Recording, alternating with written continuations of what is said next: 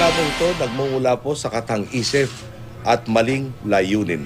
Klarong baksak ito sa lahat ng pamantayan ng batas at ng katotohanan. Klaro din po na ang nararapat na hantungan ng ganitong reklamo ay ang basurahan.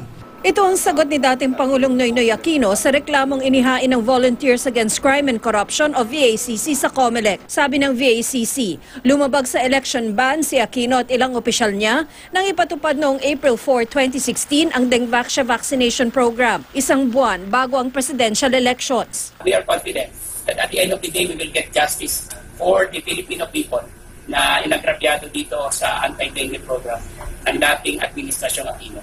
Sa totoo lang po, nahilo ako. Bakit ako nahilo? Hindi klaro kung ano ang nirereklamo. Ano ba ang nilabag kong batas at paano ko ba ito nilabag? Wala po akong ginawang mali. The job of protecting the people's health cannot be held in abeyance by elections. Klaro namang harassment lang po ang punto. Tama marahil ang sinasabi ng ilan na di katarungan ang layunin dito kundi ang magpapansin para ma-appoint yata sa mga pwesto.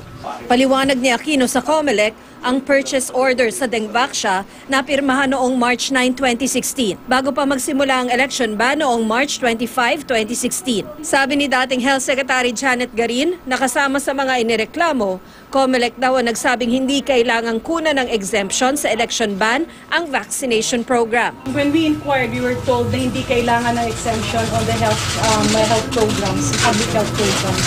And the disbursement of the funds did not happen during the ban period. Pero tiwala ang VACC na uusad ang reklamo nila. Inihahanda na rin daw nila ang iba pang ihahaing reklamo laban kay Aquino. Magpa-file na po kami ng mga kasong plunder at i-join na po namin yung anti-graft sa DOJ bilang isang predicate crime para sa plunder. Ang pagsusumite ni Aquino ng counter-affidavit ay bahagi ng preliminary investigation ng COMELEC Law Department. Pag-aaralan pa nila kung may basehan ang reklamo ng VACC.